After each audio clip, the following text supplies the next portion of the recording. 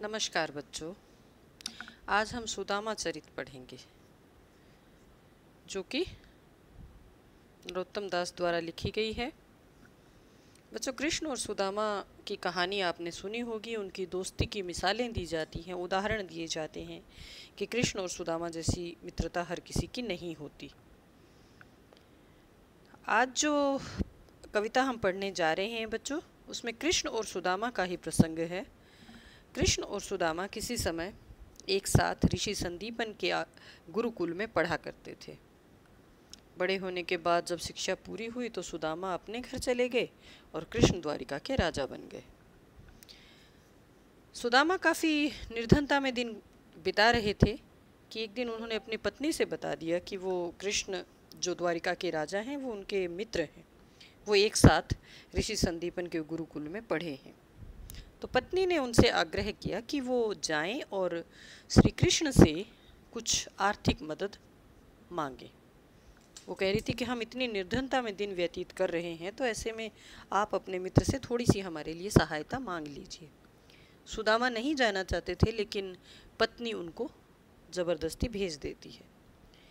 जब सुदामा पैदल चलते चलते और द्वारिका पहुँचते हैं, हमारी ये कविता वहाँ से आरंभ होती है। बच्चों, इस कविता में सुदामा और कृष्ण की दोस्ती का नरोत्तम दास जी ने जो वर्णन किया है, उसमें बताया है कि किस प्रकार से सुदामा अपनी गरीबी और बदहाली से तंग आकर अपने मित्र के पास मदद मांगने गए थे, और कृष्ण किस प्रकार से अपने दोस्त को किसी भी बात को लेकर ऊंचा नीचा ना करते, अपने बराबरी पर रखकर किस प्रकार से अपनी दोस्ती का निर्वाह वो करते हैं। उनकी हालत देखकर द्वारपाल जब उन्हें महल में नहीं घुसने देते और अंदर जाकर कृष्ण से बताते हैं कि बाहर सुदामा नाम का कोई एक फटे हाल सा ब्राह्मण खड़ा है, तो कृष्ण खुद जाते हैं और जाकर अपने दोस्त को लिवा लाते हैं अंदर। और जो काम आने वाले यात्री के पैर धुलाने का नौकर चाकर या कोई और करते हैं, कृष्ण स्वयं अपने मित्र के पांव धोते हैं। और तो और कृष्ण की जो सुदामा के पास रास्ते में खाने के लिए थोड़े से चावल थे, वो उनकी पोटली के चावल भी खाते हैं। लेकिन जाते हुए वो सुदामा को कुछ नहीं देते, उन्हें खाली हाथ भेज देते। उन्हें अपने पास उन्होंने रखा बहुत समय, उनकी अच्छी आवभगत की, लेकिन जाते समय उनको खाली हाथ भेज देते। और जब ऐसा होता है तो सुदामा को कैसा महसूस होता है, वो किस प्रकार से अपने मन में सोचते हुए जाते हैं, इसका भी बहुत ही सुंदर वर्णन किया गया है। और सुदामा जब अपने घर पहुंचते हैं और जाकर देखते हैं कि वहाँ तो बिल्कुल द्वारिका जैसे महल खड़े हैं, और जब उन्हें पता चलता है कि कृष्ण ने किस प्रकार उन पर बिना कोई एहसान लादे, बिना उन्हें बताए चुपचाप उनकी किस प्रकार से मदद कर दी है, जब उन्हें ये पता चला तो वो बहुत भाव विभोर हो जाते और वो कृष्ण को बहुत धन्यवाद देते हैं, वो उनकी महिमा गाते हैं।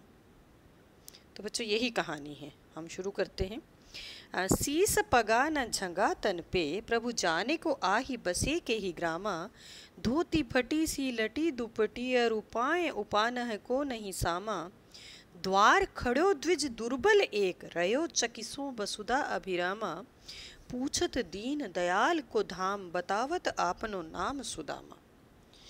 इस पद में कवि बता रहे हैं कि द्वारपाल जो है वो कृष्ण के पास जाकर ये सुदामा का परिचय देता है, सुदामा के विषय में बताता है कि द्वार पर न जाने कौन एक व्यक्ति खड़ा हुआ है, जिसके ना सिर पर पगड़ी है, ना जिसके तन पर कुर्ता है, ना जाने कहाँ से आया है और कौन से गांव में रहता है। उसकी धोती भी फटी हुई सी है और पैरों में जूते तक नहीं है। द्वार पर जो एक कमज़ोर ब्राह्मण खड़ा हुआ है, एक दुर्बल ब्राह्मण खड़ा हुआ है, वह अत्यंत आश्चर्यचकित होकर द्वारिका को देख रहा है। ये सुंदर भवन है जो उनको देख रहा है, और हे दीनदयाल, वो आपका धाम पूछ रहा है, आपका पता पूछ रहा है और अपना नाम सुदामा बता रहा है। बच्चों, थोड़े शब्द एक बार देख लीजिए, अगर कहीं आपको समझ में ना आए हो तो। शीस सिर, पगा यानी पगड़ी, ना झंगा तन पे, झंगा कुर्ता या जो भी हमारा पहनने का कपड़ा है, जाने को आ ही बसे के, जाने पता नहीं कहाँ से आया है और कौन से गांव में बसता है। धोती फटी सी, ये तो समझ आएगा। उपाना है कहते हैं बच्चों जूतों को। और द्वार खड़े द्विज दुर्बल, एक द्विज यानी ब्राह्मण, दुर्बल यानी कमजोर। वसुधा धरती, अभिरामा यानी सुंदर। धाम महल को भी कहते हैं, यहाँ पते के अर्थ में कह सकते हो। दूसरा पद, जब द्वारपाल ने इस प्रकार से सुदामा का परिचय कृष्ण से दिया तो कृष्ण तुरंत अपने सिंहासन से खड़े हुए और अपने दोस्त को लाने के लिए द्वार पर गए। वो उनसे मिले, उनकी बुरी हालत देखी तो उन्हें बहुत दुख हुआ। ऐसे बेहाल बिवाइन सो पग कंटक जाल लगे पुनि जोए, हाय महादुख पायो सखा तुम आए इते न किते दिन खोए। देखी सुदामा की दीन दशा करुणा करिके करुणा निधि रोए, पानी परात को हाथ छुयो नहीं नैनन के जल सो पग धोए। ऐसे बेहाल बिवाइन सो, बिवाइन समझते हो, बिवाई बेटा, जो पैरों में अक्सर दरारें पड़ जाती हैं, पैर फट जाते हैं, एड़ियों में जो दरारें पड़ती हैं उन्हें बिवाइयाँ कहा है। सुदामा के पैरों में बिवाइयाँ पड़ी हुई थी, बहुत ज़्यादा बिवाइयों से बेहाल हो रहा था। और पग कंटक जाल लगे पुनि जोए, जोए यानी देखे, और उनके पैरों में कांटों के जाल लगे हुए उन्होंने देखे तो वो बोले कि हे सखा, हे मित्र, तुमने इतना दुख पाया और तुम इतने दिन क्यों नहीं आए, तुमने इतने दिन कहाँ गंवा दिए। सुदामा की ऐसी दीन दशा देखकर करुणा निधि यानी करुणा के सागर श्री कृष्ण उन पर दया करके रो पड़े, उन पर करुणा करके रो पड़े। पानी परात को हाथ छुयो नहीं नैनन के जल सो पग धोए। सुदामा की दुर्दशा देखकर कृष्ण इतने ज़्यादा दुखी हुए कि उन्होंने जो परात में पानी उनके पांव धोने के लिए मंगवाया था उसको छुए बिना ही अपने आंसुओं से ही उनके पांव धो दिए। इसके बाद वो सुदामा को अपने पास बिठाते हैं, उनसे बातचीत करते। सुदामा बेचारे एकदम से इतने धन वैभव और ये सब चारों तरफ महल वहल देखकर काफ़ी घबराए हुए से और बड़े शर्माए हुए से थे। तो कृष्ण उनको बड़ा सहज तरीके से अपने पास बिठाते हैं, उनसे बात करते हैं। और फिर उन्होंने देखा कि सुदामा के पास कुछ है सामान जो वो उनको दे नहीं रहे हैं या उनसे छुपा रहे हैं। कृष्ण को पता था कि सुदामा संकोच के मारे उन्हें कुछ नहीं दे रहे हैं, तो वो उनको उनके इस संकोच को दूर करने के लिए उनसे मजाक करते हैं और कहते हैं कि कछु भाभी हमको दियो सो तुम काहे ना देत, चापी पोटरी कांख में रहे कहो के हुए तो, कछु भाभी हमको दियो, कुछ भाभी ने हमारे लिए दिया, सो तुम काहे ना देत, तो वो तुम मुझे क्यों नहीं दे रहे हो।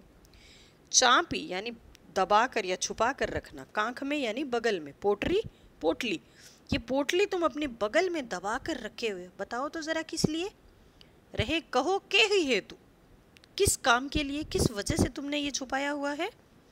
फिर उनसे वो और मजाक करते, उन्हें कहते कि आगे चना गुरु मातु दे ले तुम चाबी हमें नहीं दीने। श्याम कयो मुस्काए सुदामा सो चोरी की बान में हो जू प्रवीणे। उसके बाद कृष्ण उनसे मजाक करते हैं कि तुम तो हमेशा से ही ऐसे, एक बार पहले भी ऐसा हुआ था कि गुरु माता ने चने दिए थे हमें जो तुमने अकेले ही चबा लिए थे, मुझे नहीं दिए थे। वो मुस्कुरा कर सुदामा से कहते हैं कि आप तो चोरी की आदत में अब भी उतने ही प्रवीण हो, उतने ही कुशल हो। बच्चों, हुआ क्या था कि जब गुरुकुल में ये दोनों दोस्त रहते थे तो एक बार गुरु माता ने उन्हें लकड़ी लाने के लिए जंगल में भेजा। जब जंगल में गए तो गुरु माता ने थोड़े भुने हुए चने उनको साथ में दिए थे ताकि वो पूरा दिन जब वहाँ घूमेंगे तो भूख लगेगी तो चने खा लेंगे। कृष्ण लकड़ियाँ ढूंढते ढूंढते आगे चले गए और सुदामा पीछे रह गए। सुदामा को बड़ी तेज़ भूख लगी हुई थी तो उन्होंने अपने हिस्से के चने खा लिए। थोड़ी देर कृष्ण का इंतज़ार किया, कृष्ण नहीं आए तो कृष्ण के हिस्से के भी चने खुद ही खा लिए थे। ये किस्सा भी काफ़ी प्रसिद्ध है। तो उसी की तरफ यहाँ कृष्ण इशारा कर रहे हैं कि तुमने तो बचपन में भी एक बार पहले ऐसा किया था कि गुरु माता ने जो चने दिए वो तुम अकेले चबा गए थे, मुझे नहीं दिए थे। और अब क्या चाह, तुम तो हमेशा से चोरी की बाण में, चोरी की आदत में प्रवीण हो। पोटरी कांख में चाँप ही रहे तुम, खोलत ना ही सुधारस भीने। इस पोटली को तुम अपनी कांख में दबाए हुए हो, अपनी बगल में दबाए हुए हो, तुम इसे खोलते क्यों नहीं हो जिसमें ऐसी अमृत रस की भीनी भीनी खुशबू आ रही है। पाछली बानी अजो न तजो तुम तेसे ही भाभी के तंदुल की ने, पिछली आदत तुमने अभी भी त्यागी नहीं है। पाछली बान पिछली आदत, अजो यानी अभी भी, तजो न तजो तुमने त्यागी नहीं है, छोड़ी नहीं है। तैसे यानी वैसे ही भाभी के तंदुल की ने, तंदुल बच्चों चावल को कहते हैं। तो वो ये कह रहे कि अभी तुमने अपनी पिछली आदत छोड़ी नहीं है।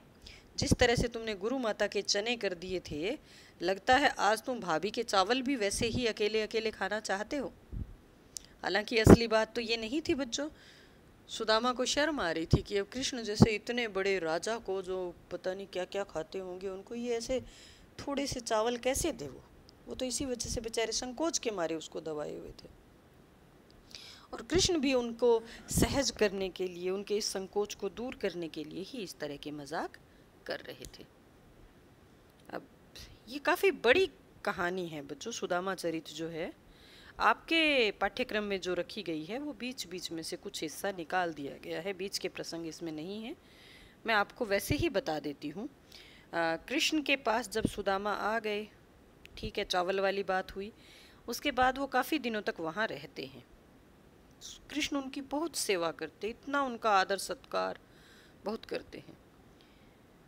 ना तो कृष्ण ने सुदामा से पूछा कि वो क्यों आए थे, और ना बेचारे सुदामा की इतनी हिम्मत हुई कि वो कृष्ण से ये कह सकें कि मुझे थोड़ा धन चाहिए या मुझे मेरी थोड़ी मदद कर दो। वो नहीं कह पाते, और कृष्ण ने भी नहीं पूछा। आखिर एक दिन सुदामा को वापस तो जाना ही था।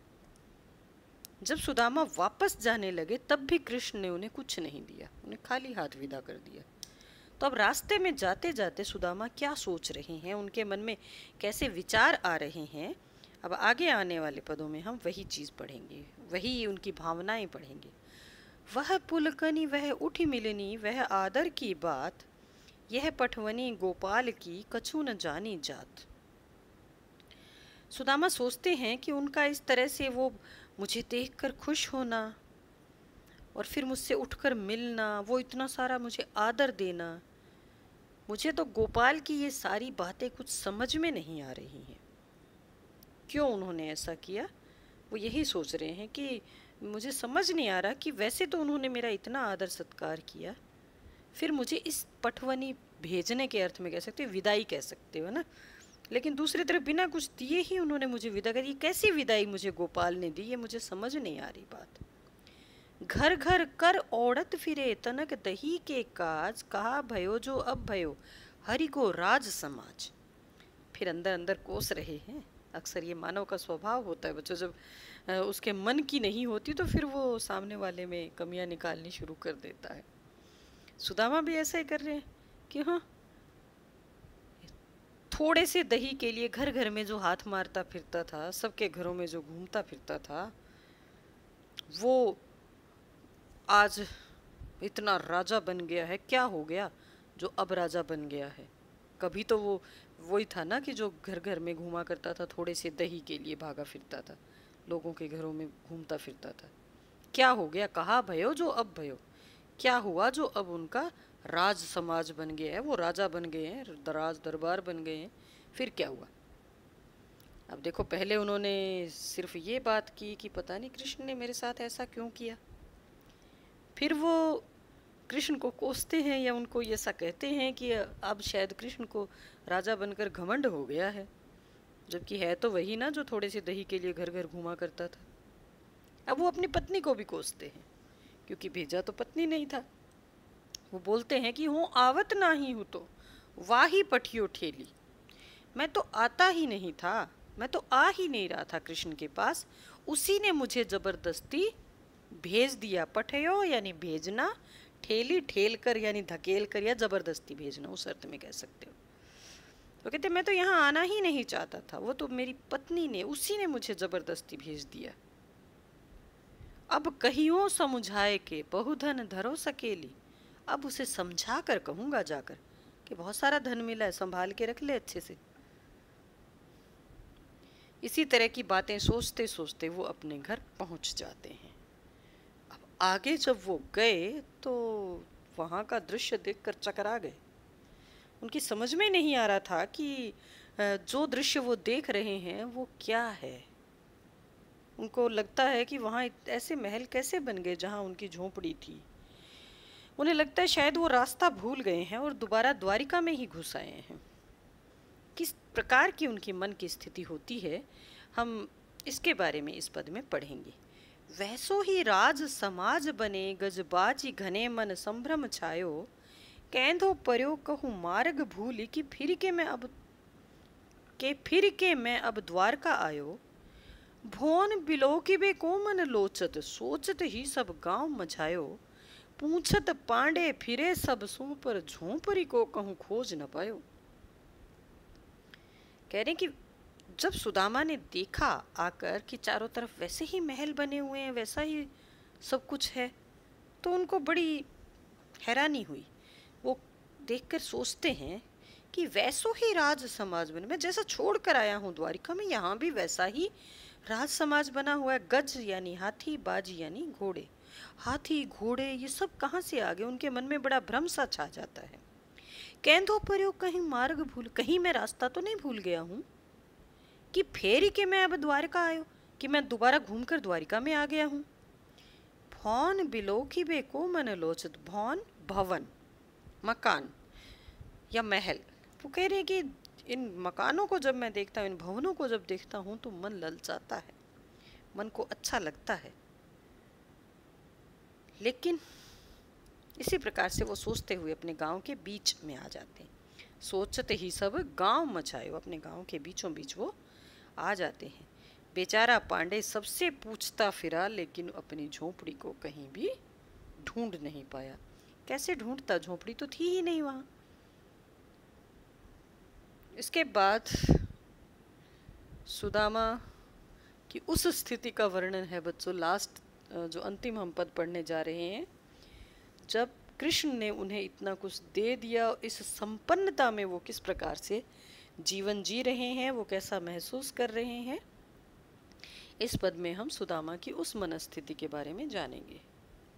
सुदामा सोचते हैं कि के वह टूटी सी छानी हती, कह कंचन के अब धाम सुहावत, कई पग में पनही न हती, कह ले गजराज ठाड़े महावत, भूमि कठोर पे रात कटे, कह कोमल सेज पे नींद न आवत, कई जुरतो नहीं कोदों सवा, प्रभु के परताप ते दाख न भावत। सुदामा कहते हैं कि कभी तो वह टूटी सी छानी हुआ करती, छानी यानी झोंपड़ी, कभी तो वो टूटी सी झोंपड़ी होती थी, और कहाँ अब कंचन के महल सुहाने बने हुए हैं, महल सुशोभित हो रहे हैं। कंचन सोना। के पग में पनही ना होती, कभी तो ऐसा था कि पैर में जूती तक नहीं थी। कहें ले गजराज उठाड़े महावत, और कहाँ अब हाथी लिए हुए महावत मेरे द्वार पर खड़े हैं। भूमि कठोर पे रात कटे, कहें कोमल सेज पे नींद न आवत। कहाँ तो कठोर भूमि पर मैं अपनी रात काटा करता था, और कहाँ अब कोमल सेज पर भी, कोमल इतना सुंदर जो बिस्तर है इस पर भी मुझे नींद नहीं आती है। के जुरतो नहीं कोदों सवा, प्रभु के परताप ते दाख न भावत। एक समय था जो कोदों सवा मोटा अनाज, वो मोटा अनाज भी मुझे जुड़ता नहीं था, वो भी मुझे उपलब्ध नहीं होता था, लेकिन आज तो भगवान के प्रताप से, प्रभु के प्रताप से मुझे किशमिश भी अच्छी नहीं लगती। यानी इतना संपन्न हो गया हूँ कि इन सब चीज़ों से अब तो मेरा मन भर गया है। तो बच्चों, ये थी हमारी कविता, और कविता के माध्यम से हमने कृष्ण और सुदामा की दोस्ती के बारे में जाना। बच्चों, इस कहानी से हमें यही शिक्षा मिलती है कि दोस्ती में कभी भी किसी का धर्म, किसी की जाति, किसी का सामाजिक स्तर, या वो धनवान है कि निर्धन है, कि ये सब चीज़ें मायने नहीं रखते। और जो लोग इन चीज़ों के बारे में नहीं सोचते वही सच्चे दोस्त होते हैं। विपत्ति में किस प्रकार से कोई अपने मित्र की मदद कर सकता है, ये अगर हमें सीखना है तो कृष्ण से सीखना पड़ेगा, जो स्वयं राजा थे, और इसके बावजूद, सुदामा की ऐसी दीनहीन दशा के बावजूद, वो बिल्कुल नहीं हिचकिचाते हैं, सबके सामने बड़े सम्मान के साथ उनको लेके जाते हैं, अपने पूरे दरबार के सामने वो इस बात को स्वीकार करते हैं कि हाँ ये मेरा मित्र है।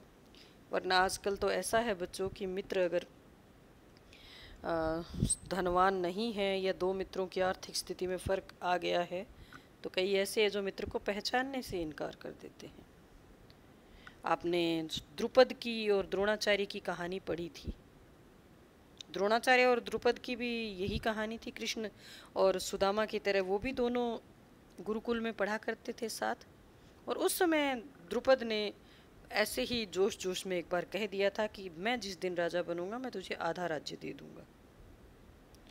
द्रोणाचार्य जब बड़े हुए तो एक दिन वो भी इसी तरह से द्रुपद के पास मदद मांगने गए जैसे सुदामा गए थे, और द्रुपद ने कुछ भी देने से साफ इनकार कर दिया था और साथ में द्रोणाचार्य का अपमान भी किया था। उसने कहा कि दोस्ती हमेशा बराबर वालों में होती है, तुम्हारा और मेरा कोई मेल नहीं, मैं तुम्हारा दोस्त नहीं हूँ। द्रोणाचार्य को बच्चों इस बात का बहुत बुरा लगा था और उन्होंने ठान ली थी कि वो द्रुपद से अपने इस अपमान का बदला ज़रूर लेंगे, और फिर अपने इस अपमान का बदला लेने के लिए उन्होंने पांडवों को शिक्षा दी थी और पांडवों से गुरु दक्षिणा के रूप में उन्होंने द्रुपद को बंदी बनाने को कहा था। तो ये कहानी भी है बच्चों। ऐसे ऐसे भी मित्र हुआ करते थे जो आर्थिक स्थिति देखकर मित्र बनते हैं। तो वहीं कृष्ण जैसे लोग भी हैं जो मुसीबत में पड़े हुए अपने मित्र की निसंकोच सहायता करते हैं, और सहायता भी ऐसे तरीके से कि सामने वाले को बिल्कुल तुच्छता या हीनता का बोध ना हो। वो उनको दिखाते ही नहीं, बताते ही नहीं कि उन्होंने उन्हें क्या दिया है, चुपचाप वो उनकी मदद कर देते हैं। तो बच्चों सच में ये एक मिसाल है, ये एक उदाहरण है हमारे सामने कि मित्रता कैसे निभाई जाती है।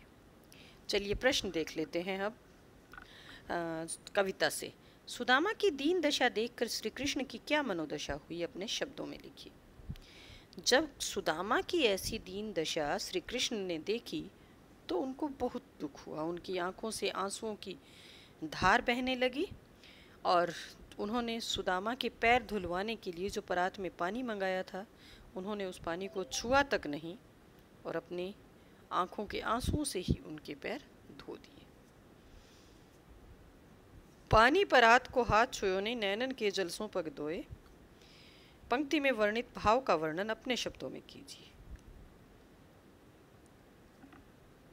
इस पंक्ति में कवि बताते हैं कि सुदामा जी दयनीय अवस्था में श्री कृष्ण के पास पहुंचे थे। बहुत बुरी हालत थी, पैरों में बिवाइयाँ फटी हुई, बहुत सारे कांटों के जाल लगे हुए, फटे हुए कपड़े, बिल्कुल दीनहीन और एकदम दुर्बल। जब कृष्ण ने अपने दोस्त की ऐसी हालत देखी, अपने मित्र की ऐसी हालत देखी, तो उनका मन भर आया, उनको बहुत दुख हुआ और सुदामा की ऐसी दुर्दशा देखकर वो रो पड़े और इतना रोए कि ऐसा लगा जैसे उन्होंने अपने आंसुओं से सुदामा के पैर धो दिए। अपने आंसुओं की धार से उन्होंने पैर धो दिए, पानी को छुआ तक नहीं। चोरी की बान में हो जू प्रवीणे, उपर्युक्त पंक्ति कौन किससे कह रहा है? कृष्ण कह रहे हैं और सुदामा से कह रहे हैं। इस कथन की पृष्ठभूमि स्पष्ट कीजिए। ये मैं आपको बताती हूँ। जब कृष्ण सुदामा को अंदर लेकर गए तो उन्होंने देखा कि सुदामा के पास एक पोटली में कुछ है जो वो संकोच के कारण उनको दिखा नहीं रहे हैं, वो छुपाए हुए हैं। तो सुदामा को सहज करने के लिए, सुदामा को इसके संकोच को दूर करने के लिए ही कृष्ण ने ऐसा कहा था कि तुम आज भी वैसे ही चोर पड़े हो, दूसरे के हिस्से का खा जाते हो। भाभी ने तो मेरे लिए भेजा है और ये तुम हो कि इनको छुपाए हुए हो।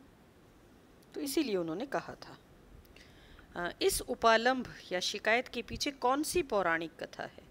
ये कथा बच्चों मैंने आपको कविता के दौरान बता दी थी। वही प्रसंग है ये, जब कृष्ण और सुदामा लकड़ी लेने के लिए जंगल में गए और गुरु माता ने दोनों के हिस्से के चने सुदामा को पकड़ा दिए थे कि रास्ते में कहीं भूख लगे तो खा लेना। सुदामा को इतनी तेज भूख लगी थी, कृष्ण बाहर दूर चले गए तो सुदामा से इंतज़ार नहीं हुआ और उन्होंने पहले अपने हिस्से के चने खाए, लेकिन उनकी भूख शांत नहीं हुई, तो उन्होंने कृष्ण के हिस्से के भी चने खा लिए थे। इसी प्रसंग की ओर इसमें संकेत है। द्वारका से खाली हाथ लौटते समय सुदामा मार्ग में क्या क्या सोचते जा रहे थे और वे कृष्ण के व्यवहार से क्यों खींच रहे थे?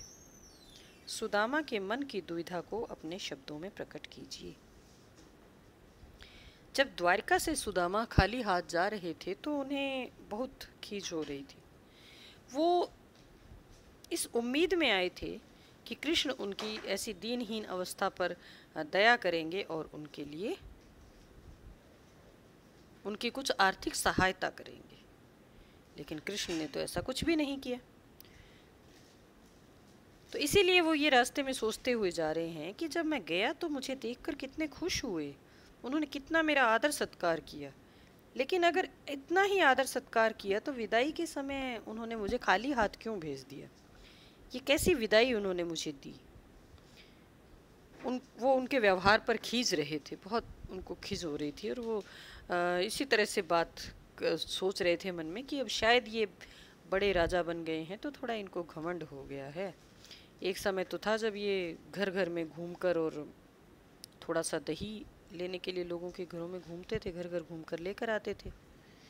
साथ ही उन्हें कहीं थोड़ा संकोच हो रहा था कि जाकर पत्नी को क्या बताएंगे कि क्या दिया कृष्ण ने, और इसी बात को लेकर वो साथ में अपनी पत्नी को भी थोड़ा थोड़ा कोस रहे थे कि मैं तो आना ही नहीं चाहता था, उसी ने मुझे भेजा, मैं ही जाकर उनसे कहूँगा कि ले बहुत धन दे दिए, संभाल के रख ले। तो यही सब चीज़ें सुदामा के मन में चल रही थी, मन में यही दुविधा थी। वो खुद मांग नहीं पाए, कृष्ण ने उनको दिया नहीं। अब पत्नी के सामने जाकर क्या कहेंगे? उन्होंने बड़ी तारीफ की थी कि कृष्ण उनके मित्र हैं, और अब कृष्ण ने तो उनकी कोई मदद नहीं की। तो ऐसे में सुदामा कृष्ण के व्यवहार से खींच रहे थे, और उनके मन की ये जो दुविधा है ये बिल्कुल सही थी, बिल्कुल प्रासंगिक थी। अपने गांव लौटकर जब सुदामा अपनी झोंपड़ी नहीं खोज पाए तब उनके मन में क्या क्या विचार आए, कविता के आधार पर लिखिए। सुदामा जब वापस लौटे तो उन्हें अपनी झोंपड़ी कहीं नहीं दिखी। उनको एक बार तो भ्रम हो गया कि कहीं ऐसा तो नहीं है कि वो रास्ता भटक कर दोबारा द्वारिका चले आए हों। फिर गौर से देखा, बाकी तो गांव में घर वैसे ही हैं। वो सब लोगों से पूछते, भाई मेरी झोंपड़ी थी यहाँ, उसमें मेरी पत्नी थी, मेरे बच्चे थे, कहाँ गए, कोई तो बता दो। बेचारे बहुत ढूंढते हैं लेकिन उन्हें अपनी झोंपड़ी नहीं मिलती। और झोंपड़ी मिलती कैसे? झोंपड़ी थी ही नहीं वहाँ, वो तो कृष्ण ने महल में बदल दी थी। निर्धनता के बाद मिलने वाली संपन्नता का चित्रण कविता की अंतिम पंक्तियों में वर्णित है, उसे अपने शब्दों में लिखिए। कृष्ण की कृपा से सुदामा की गरीबी दूर हो गई। ये तो सुदामा बहुत गरीबी में दिन काट रहे थे।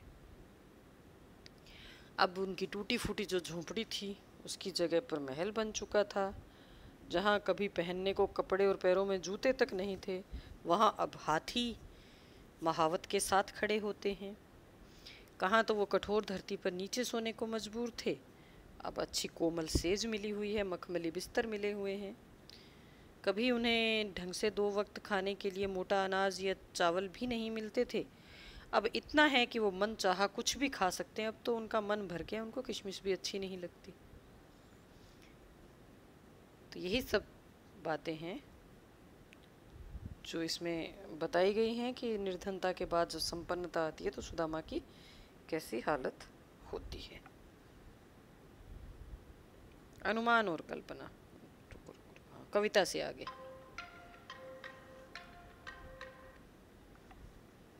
द्रुपद और द्रोणाचार्य भी सहपाठी थे। उनकी मित्रता और शत्रुता की कथा महाभारत से खोजकर सुदामा के कथानक से तुलना कीजिए।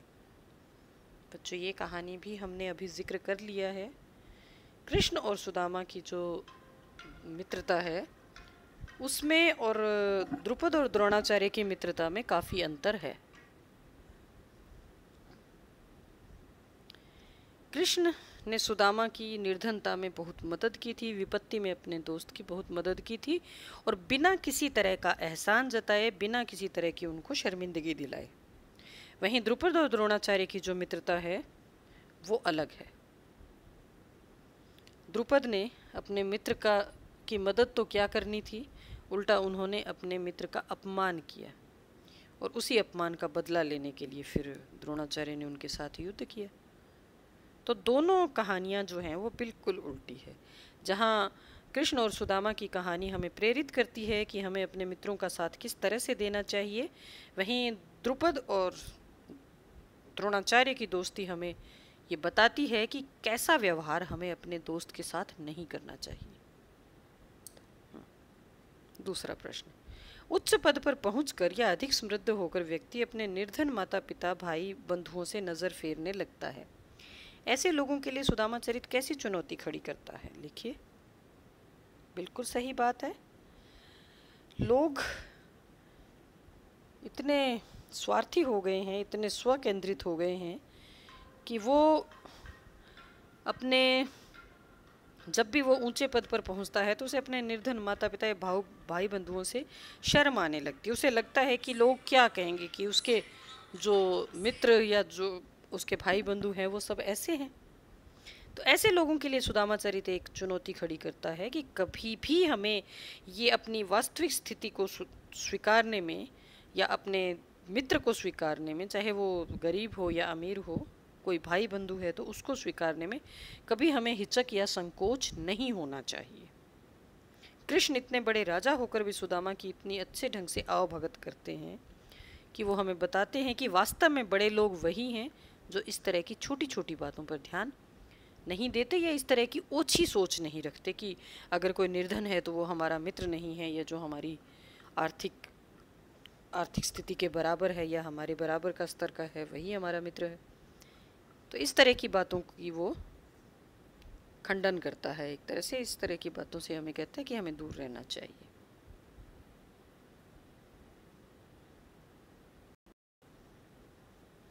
अनुमान कीजिए कि आपका कोई अभिन्न मित्र आपसे वर्षों बाद मिलने आए तो आपको कैसा अनुभव होगा? ये तो अनुमान आप ही करोगे बेटा। बहुत समय के बाद जब आपको अपना कोई मित्र मिलता है तो कितनी खुशी होती है, कितना भावावेश में आकर आप अपने मित्र से मिलते हो, किस तरह से उससे बातें करते हो, कितने खुश होते हो, यही सब आपको इसमें बताना है। आप अपना अनुभव बताओगे कि आपको कैसा लगेगा। कह रहीम संपत्ति सगे बनत बहुत बहुरीत, विपत्ति कसोटी जे कसे तेई सांचे मीत। इस दोहे में रहीम ने सच्चे मित्र की पहचान बताई है। इस दोहे से सुदामा चरित की समानता किस प्रकार दिखती है? बिल्कुल दिखती है।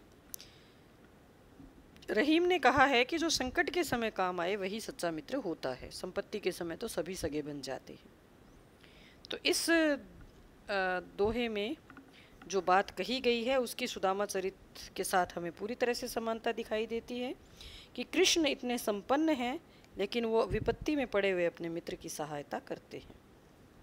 तो ये बिल्कुल सही बात है। पानी परात को हाथ छुयो नहीं, नैनन के जल सो पग धोए। ऊपर लिखी गई पंक्ति को ध्यान से पढ़िए। इसमें बात को बहुत अधिक बढ़ा चढ़ाकर चित्रित किया गया है। जब किसी बात को इतना बढ़ा चढ़ाकर प्रस्तुत किया जाता है तो वहाँ पर अतिशयोक्ति अलंकार होता है। आप भी कविता में से एक अतिशयोक्ति अलंकार का उदाहरण छांटिए। इसमें आप अंतिम पद ले सकते हो बच्चों, जिसमें वो कहते हैं कि कभी तो कठोर भूमि पर रात कटती थी और मुझे अब कोमल सेज पर भी नींद नहीं आती, या कभी चावल भी नहीं मिलता था, पकवान भी अच्छे नहीं लगते। तो ये अतिशयोक्ति के ही उदाहरण हैं बच्चों, आप इनको ले सकते हो कुछ करने को। इस कविता को एकांकी में बदलिए, आप नाटक बनाइए इस कविता का और फिर उसका अभिनय करके देखिए, और कविता के उचित सस्वर वाचन का अभ्यास कीजिए और मित्रता संबंधी दोहों का संकलन कीजिए। मित्रता से संबंधित कुछ दोहे आप इकट्ठे करोगे। शब्दार्थ एक बार फिर से हम देख लेते हैं। वैसे मैंने आपको बीच बीच में बता दिए थे, लेकिन हमारी पुस्तक के पीछे भी कुछ शब्दार्थ हैं जो दिए हुए हैं। आप इन शब्दार्थों को अपनी कॉपी में लिखेंगे। इसके साथ ही अपना ये पाठ यहीं समाप्त होता है। धन्यवाद।